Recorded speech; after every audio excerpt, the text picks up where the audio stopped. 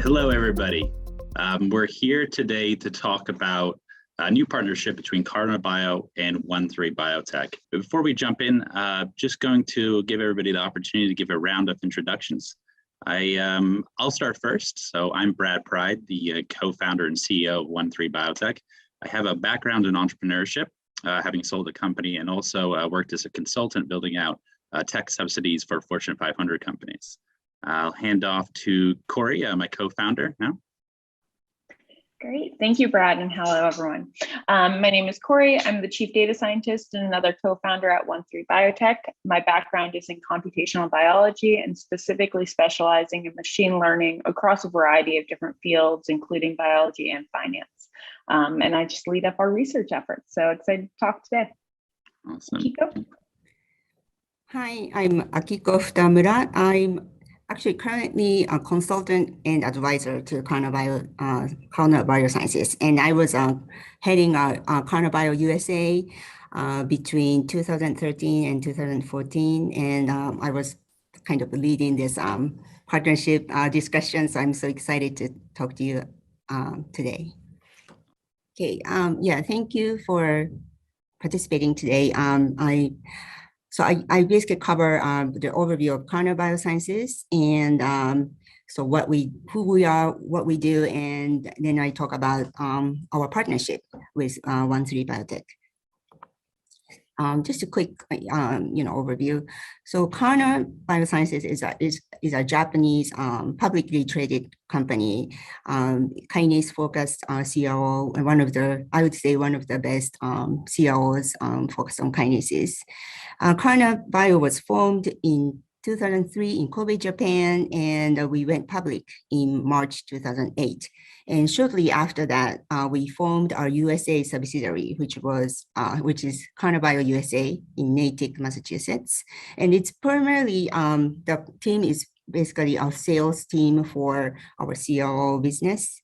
And in fact, Carna has actually 2 business units, and we also have a drug discovery team, which is almost operated independently from our CRO part.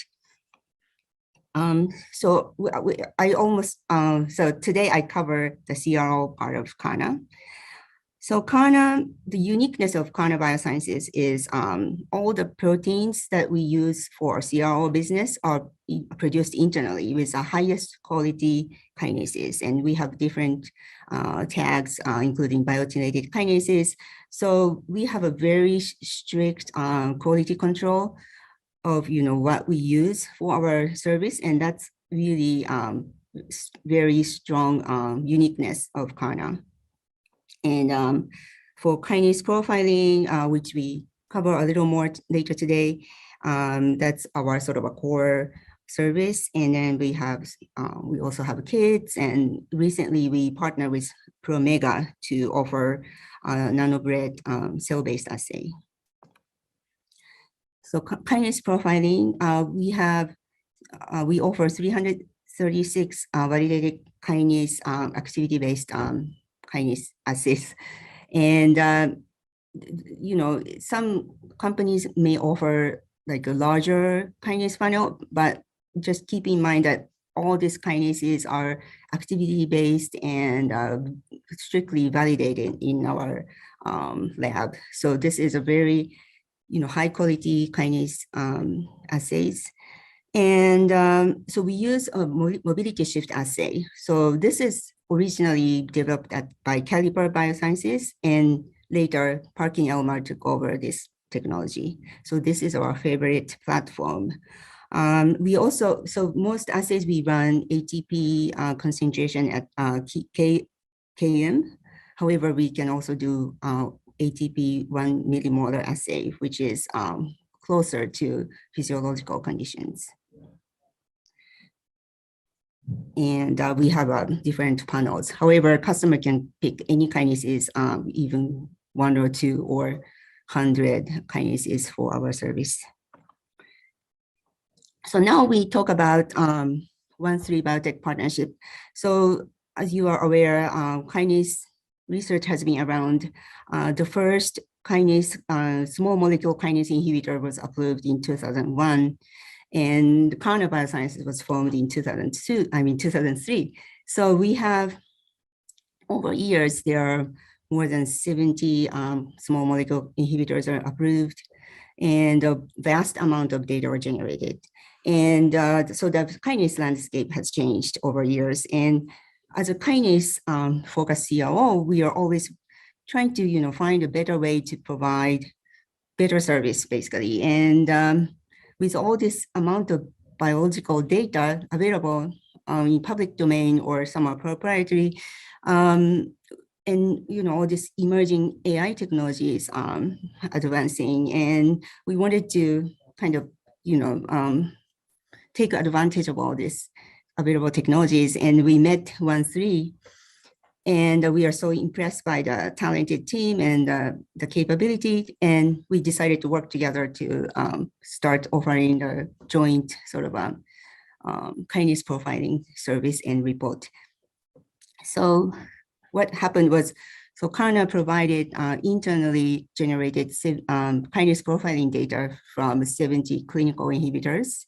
So these are the list. And then we did some test runs, and we identified probably 60 kinases are sort of a minimum requirement to do AI-driven data analysis. So we put together 60 kinases as a sort of a smallest sort of a minimum panel. And then of course, customer can choose full panel to do more analysis. So I just, this is just a list of kinases. And then we'll discuss, report more details in a later presentation. So I'll just describe the workflow. So customer orders our biochemical profiling service as a normal, sort of the process remains the same. And then Carna Bio, our team confirms the customer if they want the AI analysis service. And currently it's included in our regular price. And additional paperwork to just confirm the confidentiality of the data, because we share the data with OneThree. And so typically we provide the biochemical result, the profiling result in 2 weeks.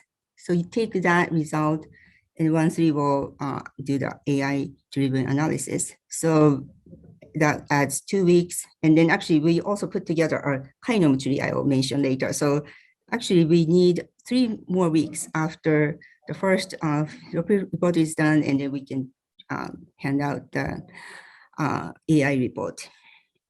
And then if customer has any questions or request additional services, Carna will facilitate and arrange a meeting with OneThree team. So this is just how the report looked like. I think that Corey will cover a little more. And then Carna will generate a kinome mapping. Using the report, we select those top 4 inhibitors that have a similar profiling, and we make a kinome mapping. Okay, so full panel. So as you can see, full panel has more kinase data. So it's also gives probably better AI prediction as well. So just this is a sort of visual way to look at similarity as well. Okay, in summary, so Carna Biosciences and OneThree Biotech work together to provide an AI-driven kinase profiling analysis report. And for customers, the workflow remains the same, and the report will be available 4 to 5 weeks after initiating the assays. And the service is available now, and additional services can be discussed with OneThree Biotech. Okay, thanks. That's the end of my talk. Thank you very much, Agika.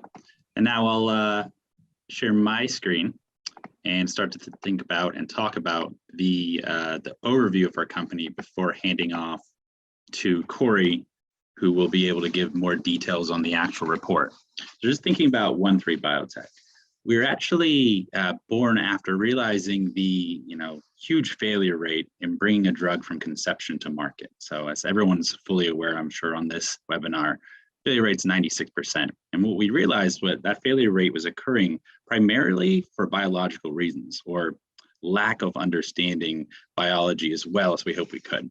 We built out a pretty in-depth database and a series of algorithms to help predict different aspects of biology within drug discovery.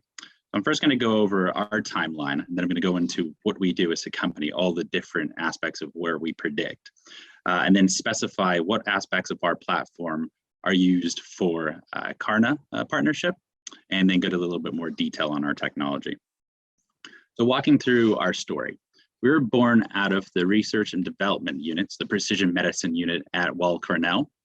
And here's where we really conceived the idea and started building out, testing it within our own labs. The idea of our technology that we can make accurate predictions within biology, within drug discovery. We gained confidence through multiple validations. By 2015, we started to establish our first pharma partners and raise our first round of funding. Subsequently, in 2018, by then, we had breakthrough validations with some major pharmaceutical players within the industry. So AstraZeneca and Oncoceutics, and these predictions were based on combination synergies, target identification, biomarker identification, and more. And all aspects within predictions had the two different offerings that we have in the Carna partnership. So one being drug similarity, and the other being toxicity. Now in 2009, we raised our most recent, 2019, sorry, we raised our most recent multi-million-dollar round of funding and expanded upon these partnerships. By 2021, we realized that our platform had been validated to the extent that we're confident to raise the money against developing our own internal pipeline of oncology assets. So really excited to see that progression there. We've won awards across multiple different posts, so Reuters being one of them, where we won the Entrepreneur Award and Most Valuable Data and Insights Initiative. We also won the Most Innovative Technology at the US-China Innovation Alliance. Let's move on to speak about what we're doing exactly. So as I mentioned, boxed here is an aspect of our platform, what we're able to deliver that is available within the Carna partnership. I'll walk through the whole gambit. And then if you do select any of these panels within Carna, or if you want to discuss further, feel free to get in touch to talk about the other ones that aren't boxed. But let me just walk through all of them. So when we deliver an R&D collaboration, an R&D report to a partner or use it internally, we go through these steps. First, we predict efficacy from target inhibition and identify the mechanism of action, so usually novel targets. We then go on to predict targets derive safety and toxicity. We then select the patients based on biomarkers and also matching to the perfect indication. And then druggability, where we repurpose drugs towards the targets, predict compound and combination efficacy and safety. And then in the final step, we predict and score on novelty and prevalence. So just going back to that druggability aspect.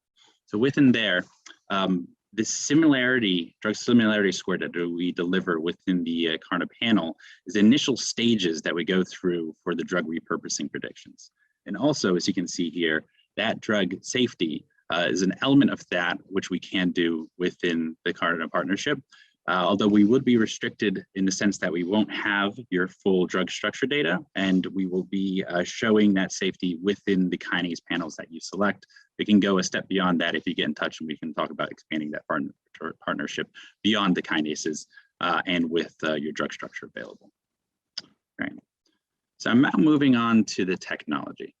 So when we were in that precision medicine unit at Weill Cornell, we conceived the idea of making accurate predictions within drug discovery and realized that, simply stated, but harder to do, is what we're going to need to be able to do in order to make this a reality is take messy siloed data sets, a large amount of them, and combine them into the OneThree data engine, and then ultimately analyze those effectively. So as I said, that's very easy to say, but doing this was ultimately the holy grail in AI applied to drug discovery. So those are the two key components, the data engine and the AI platform itself. So talking more on the actual data engine. Now, I think a simple way to help understand what we built here, and then I'll go into all the different data types that we're able to access. We have created this engine that, compared to something that everybody knows, it's kind of like a Google. So as the internet started to become more and more prevalent in terms of different data types, different websites, different pictures, data tables, etc., it became extremely hard to navigate and draw conclusions and organize that data. And companies like Google, Bing, Yahoo came through and implemented a series of algorithmic steps, but then also implemented data engineering automation steps too, to make it a lot more available for the standard person. Now that's what we've done, but we've done this for drug discovery. So quite an intricate system that we've built. Now what our engine does is it maps the data, applies quality controls, and ingests the multitude of different messy data types into single formats, which is easily accessed for our AI platform. Now it comes from over 200 different data sources that have over 60 different biological, chemical, and clinical data types, 70 billion data points. It's growing constantly, so about 40% quarter-on-quarter growth, exponential growth that we're seeing here. It has 5 times more data diversity than any other approaches available today. I have a few examples bottom right there of the specific data types that we do have. And what we do is after that, we move on and apply this to our proprietary algorithmic architecture. And we incorporate that diverse data, and it's which specialized techniques enable each algorithm to incorporate numerous diverse data types, leading to a 25% increase in overall accuracy, just because we're laying those different data types in. We're also able to provide deeper biological insights. So the custom models that we have built, post-processing workflows, we're actually having scientists look into the outputs of this, not just putting into our data like plug and chug methodology. Now that accounts for a biological complexity and output with clear mechanistic insights. So to give an example of the difference of what we do compared to other AI offerings that are out there, is really again focusing on that mechanistic insights of the predictions, focusing on biology. So whereby a traditional output, when asking a question, as an example, is gene A relevant in breast cancer? Our output would be, due to a previously unknown synthetic lethal mechanism, gene A is predicted to be safe and efficacious inhibition target in breast cancer patients with NFA-T5 alterations. So that level of granularity in those different aspects is what really sets us apart and enables us to have research and development outputs that lead to a much higher degree of translatability into the clinic. Just to demonstrate where we've had success and that translatability that I just discussed is making it away. Here's a multitude of different partnerships coming from the ones that were born out of Cornell, but also with our own targets that we're developing. And where we've made predictions, starting with dry lab, so all of our systems are within the dry lab, and then had those predictions move their way into different wet lab tests. Now you see that we have quite a substantial track record that is steadily progressing. So in the green is where it's been validated, yellow being where it's currently being tested today, and across the board. And I would say all of these partnerships had aspects of predicting adverse events and toxicity, which is available through Carna platform. And then also, as mentioned, the initial stages of drug repurposing, which is drug similarity, with the exception of the AZ and Jubilant partnership. All other ones have those aspects within them to that subsection degree. Awesome. I think this is a good place for me to stop. And as mentioned, feel free to put through any questions at any point in time. And I'm going to shut myself off by muting and turn off my video and hand it off to my co-founder, Corey, who will go over a little bit more detail on what's available on the report that we deliver when selecting the Carna OneThree Panel.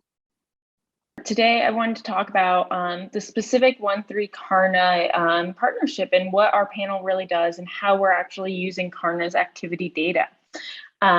So what we do is actually using those kinase activity data and that profiling assay that Akiko mentioned, we actually use both OneThree's backend data along with our algorithms to predict two things. First and foremost, compound similarity, and then we leverage that to predict tissue-specific toxicity. And so I'm just going to run through briefly what that looks like, but happy to go into more detail with anyone offline concerning that, but very excited to talk just generally about how this would work and the experimental workflow. So first and foremost, we use the Carna activity assay results to create a similarity network. And this is similarity based on those activity assays with over 50 diverse approved and investigational compounds, which Akiko actually mentioned during her talk. So as you can imagine, if you have a compound of interest, we're able to then place that within that general network and get an idea of what compounds it's most similar to. Then from there, we list and rank those top most similar compounds, and then include some other metadata that we retrieve from OneThree's backend data engine. After we build our similarity network, then we do some labeling. What we actually do is label based off of clinical reported side effects, which compounds are known to cause a toxic or safe adverse event for the tissue type of interest. So this can be for blood, kidney, lung, or liver. For example, here you can imagine that those purple nodes are those that have presented with those adverse events, and those blue nodes are those that have presented or have not presented with those adverse events.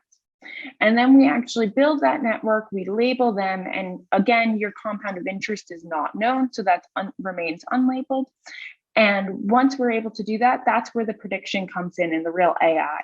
So we actually use OneThree's custom-built AI algorithm. It's a label propagation algorithm using Carna's activity assay data to identify the probability of your compound actually presenting with that tissue-specific toxicity. This is based on those labels of the surrounding compounds and ends with that final result of the tissue-specific toxicity predictions.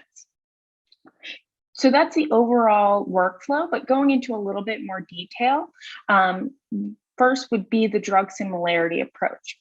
Brad, if you don't mind moving forward. Perfect. So like I said, we build this kinase activity similarity network. And what we do is once we're able to contextualize your compound of interest into that those compounds of 50 more diverse compounds, we're able to then rank those. As you can imagine, we have the ranking, that compound name, a similarity score. This ranges from -1 to 1. 1 being that those are the exact same compounds, -1 being that they are completely divergent. So here's something like a 0.55, which is shown for the first ranking is rather high. And then we include with that metadata that's found in OneThree's data engine. This includes things like known tissue toxicities as well as approved indications. You can imagine, and we have seen with our partners that they've used this data in a couple of different ways. One, this can be used to inform future experimental steps, such as testing for some of those known tissue toxicities. If the target is actually unknown of the compound of interest, this can help actually guide future target binding or activity assays, as well as positioning efforts with that included approved indication data. If you're looking at something just broadly for solid tumors, this can begin to actually let you hone in on which specific cancer types you may want to begin in vitro testing with your compound. That's really, the compound similarity is very flexible. It gives you a lot of opportunity of how you may want to be able to use that preclinically as well as clinically. Next, after you look at that drug similarity report, we include an adverse event prediction report. So just perfect. On this, you have 3 things. One is going to be that tissue type of interest. So like I said, we are going to break this down by tissue type, and we're covering 4 different ones: blood, liver, lung, and kidney, all that are commonly seen in the clinic and many times actually leads to clinical trial failure. With that is that associated toxicity score. That's the probability of your compound of interest based on that similarity network and our AI algorithm that it's going to present with that tissue-specific toxicity. And this is from a scale of 0 to 1, 0 meaning that it is highly unlikely that your compound is going to present with that or any of those potential side effects. 1 meaning that it is strongly likely that your compound is going to present with one of those potential side effects in that tissue type. And really, we can think of a cutoff of 0.5, but that really is based off what is most comfortable for you and your researchers on your confidence level there. In this example, we can see that both blood and lung have very high toxicity scores, so that can inform future experimental validation, possibly animal in vivo modeling to look at those toxicities. On your right within that final report, you see those potential side effects. So you can break it down even more further than just saying the overall tissue type and actually look at some potential clinical endpoints that you may want to measure within your first clinical trial. We've seen people, again, use this to inform experimental results. This can also even inform positioning results. If it is highly likely to present with lung toxicity, as in this example, you may want to, in your beginning clinical trials, refrain and filter out patients that have a history of lung issues or a family history of lung issues. And those are just some of the ways, again, we have seen partners actually utilize and make action on this data. That really summarizes all of the report and how our AI works, but happy to go into more detail on the specifics or any of the technical specifics as well. Like Akiko said, after we actually have all of these predictions, there is also then that kinase mapping that's based off of these, again, the similarity scores. So that's just also a nice visual for better understanding of how those kinase activity assays go into that similarity report. But thank you so much. And I'll throw it back to Brad. Kiko, I'd love to hear what you're most excited about this partnership. Yeah, so as I mentioned, the kinase space has matured so much and over years and last 20 years, I would say. And at Carna, we have this kind of same service, and it's very high quality service, but we always sort of thinking about how to improve our service. And so I'm so excited that by working together, the customer can, have not only the high quality profiling data itself, but has a, cutting edge analysis, AI analysis, and has the opportunity to work with you guys to, have access to all the massive amount of biological data and then additional analysis, and just excited that, just a whole this new service that we are talking about. Yeah. Absolutely. Thank you so much. And Corey, same question to you. Great question. Yeah, I'm very excited. One, I think that it's always exciting, and AI is probably the most useful the earlier that it's used within the drug development pipeline. So the ability for us with the partnership of Carna and really their ability to get us to their customers and be able to implement this on such a large scale is going to bring more and more of that AI influence to that early preclinical development, which is when, again, it's going to have that biggest impact, be able to really lower those failure rates and guide development downstream. And then I would be remiss to not add that I'm very excited to work with the high quality data that Carna provides. It's really exciting when you're able to see these high quality and high confidence predictions from these assay panels that aren't always possible, but with Carna's high quality and validated assay profiling assays, it is. So it's always exciting to see the world of data and AI really merge together. Yeah, likewise. I agree with Kiko and Corey that it's really exciting, because when you get the results from a panel, that information is extremely valuable. But if you can add on the ability to look ahead and decrease the chances of failure based on the drugs they're using or where the drugs are targeting, that is just the icing on the cake, right? So I think it's just being able to get more bang for your buck through this partnership. So feel free to reach out with any questions. I know that the contact us page in Carna can be used, same as OneThree Bio. So feel free. And we look forward to working with anyone. And as mentioned, if you do select this OneThree Bio and Carna panel, you'll have the ability to look through the report, but then also get in touch with us, where we can explore the report in more depth, but then also explore other opportunities beyond that with OneThree, as mentioned in my presentation.